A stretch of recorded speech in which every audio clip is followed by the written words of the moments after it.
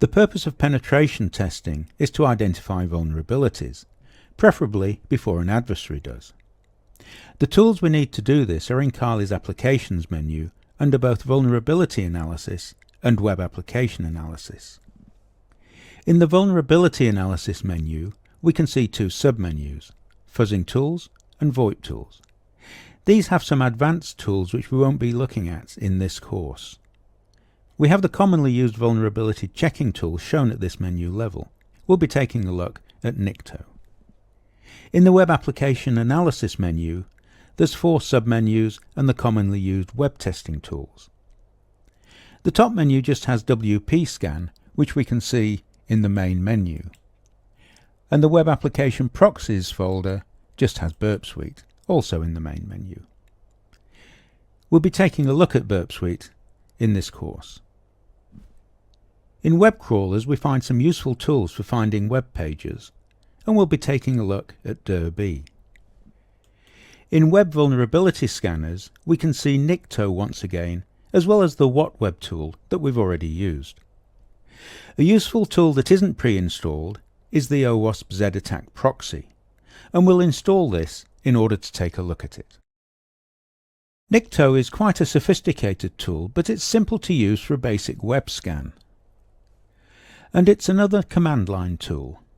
Let's use it to check for vulnerabilities in the underlying web server of our Metasploitable VM. All we need to do is Nikto -h 10.0.2.32. The first thing we see is that the web server is an Apache 2.2.8 DAV system running on Ubuntu.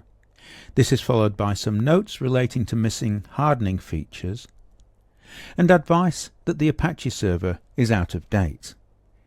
A little further down we can see that Nikto's identified a number of known vulnerabilities from the open source vulnerability database. Nikto's now finished analysing Metasploitable, and we can see that it's found 27 items that need to be addressed.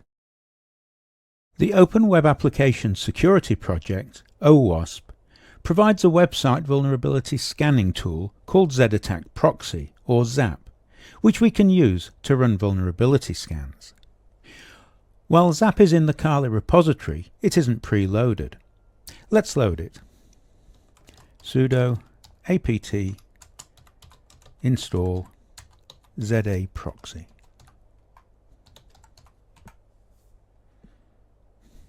OK, we're now loaded and ready to go, and ZAP has been added to our menus. Let's start it and see how we do a web scan looking for vulnerabilities. We can start ZAP from the Application menu, Web Application Analysis, and we see the ZAP icon is now there.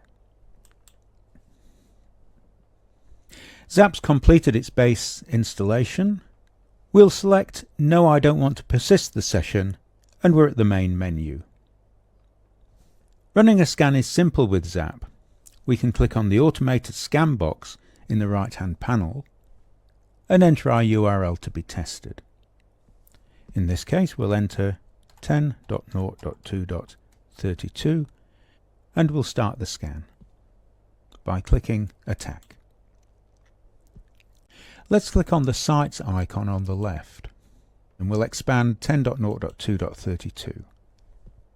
We can see the pages being scanned. ZAP is spidering the site in preparation to doing its main scan. This also does some basic checks as it goes. If we click on Alerts, we can see there's a lot of alerts being raised. We can open an alert category and we can click on the page. We can see the alert details in the right hand pane and the associated request and response packets at the right.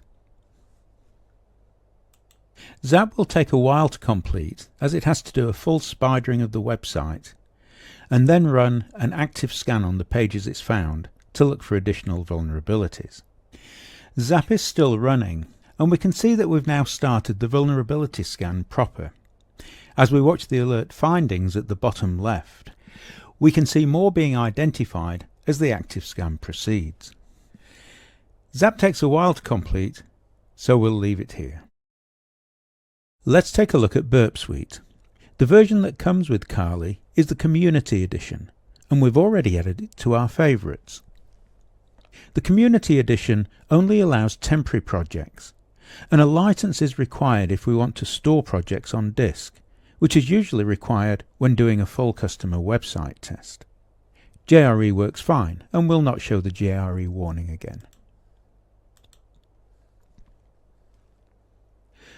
We'll accept the temporary project and select Next, and we'll start Burp Suite. Burp Suite creates a new project and opens the main screen, and we're at the dashboard. The Burp Suite menu is at the top left and offers 5 main menu items of Burp, Intruder, Repeater, View and Help. The first tab we'll look at is Target, and it has 3 of its own tabs called Sitemap, Issue Definitions and Scope Settings. The Sitemap tab shows the construction of the website we're testing, which we'll get to see shortly. Scope Settings are used to set the target or targets for testing that we're going to intercept. And we'll add the Metasploitable's IP address of 10.0.2.32.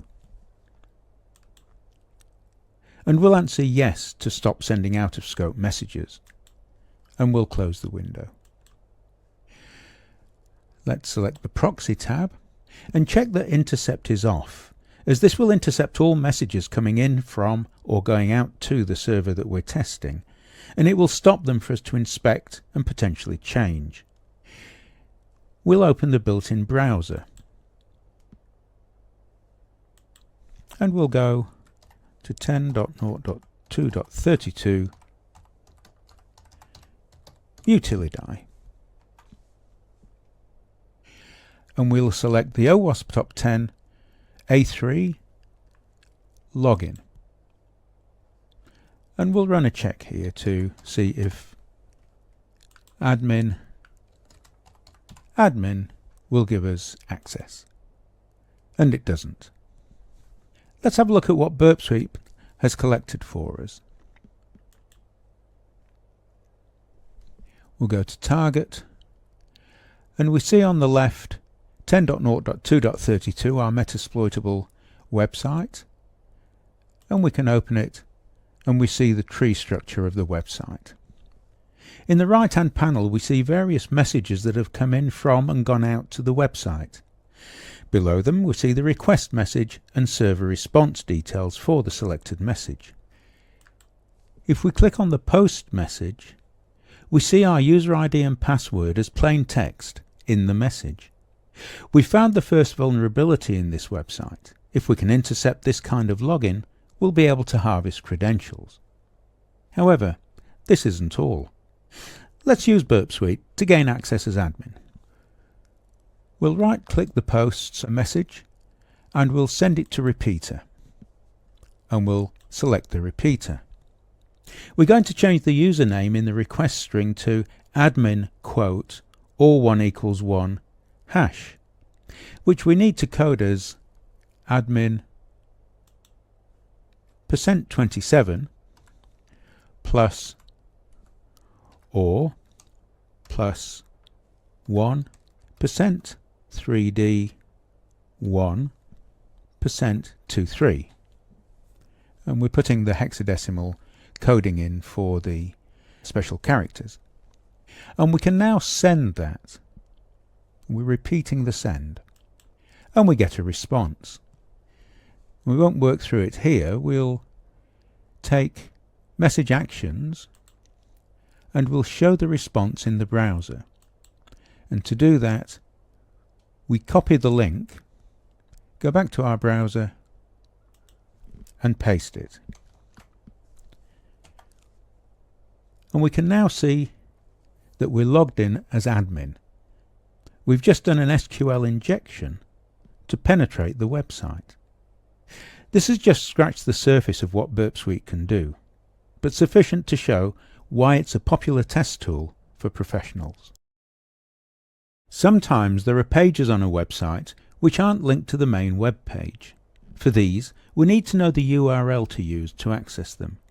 Alternatively, we can go hunting for them using a test tool and a dictionary file of commonly used directory names. There are 3 test tools often used to search for pages on a website: Derby, Dirbuster and GoBuster.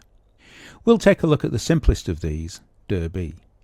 We can select this from the Applications menu, but we can also just use it directly on the command line. If we just enter Derby, we get the help page and some examples. Let's have a look at the Mutilidae website on Metasploitable to see what we can find. All we need to do is point Derby at the website and use the default dictionary.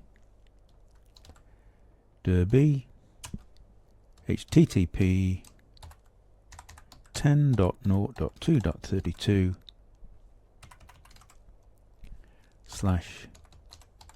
/Mutilidae.